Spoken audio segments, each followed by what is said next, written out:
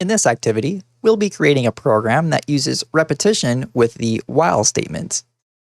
Let's hop into Visual Studio Code and get started. We're on activity number 6, so double-click on A6 to open up the activity file.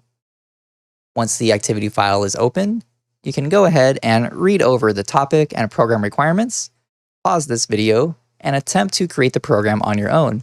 Once you have finished your attempt at the program, resume the video to see my implementation and to gain any insights on the topic at hand. All right, let's get started. So this topic is about looping, and we're using the while statement to do our looping. The program requirements state that we should count down from 5 all the way to 1, display the countdown, and then print done when the countdown is complete. We need to use a mutable integer variable to accomplish this. We also need to use the while statement, and we should print the variable while we're within the while loop. And we cannot use break to exit the loop. So it's possible to use break when you're in a while loop.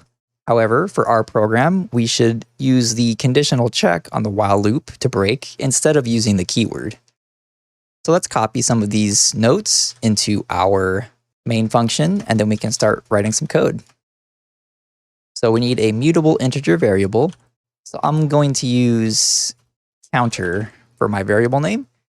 And we want to count down from 5. So we should start with the value of 5. So I'll set my counter variable equal to 5. Make sure that it is mutable because we will be mutating it in the while loop. We then need to make a while loop. So while the counter is greater than or equal to 1, we will execute our loop. The first line of our loop should contain a print line statement. We will print out the value of the variable. In this case, the name of the variable is counter, so we will print that out.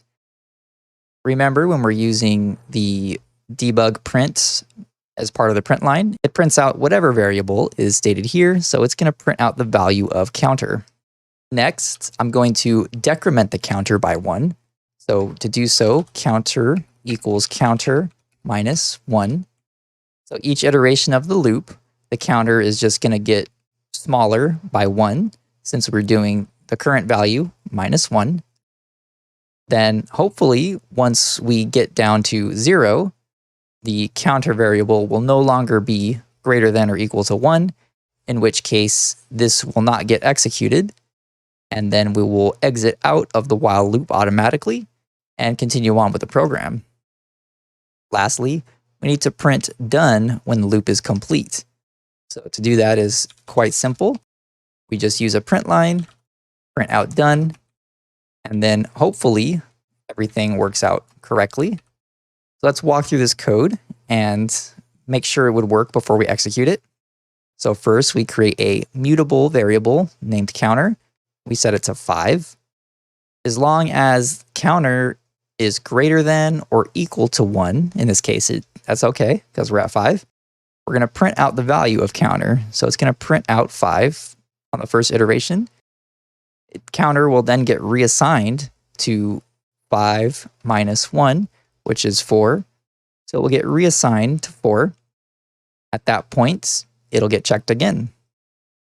And then 4 is still greater than or equal to 1. That's true. So we go into the loop again and continue on until finally counter will be set to 0. Once this is 0, 0 is no longer greater than or equal to 1. So that's false. This will come out, and then we print line done, and it should be good. So let's run this program and see what happens. To run the program, go up to Terminal, New Terminal, use cargo run -q -bin.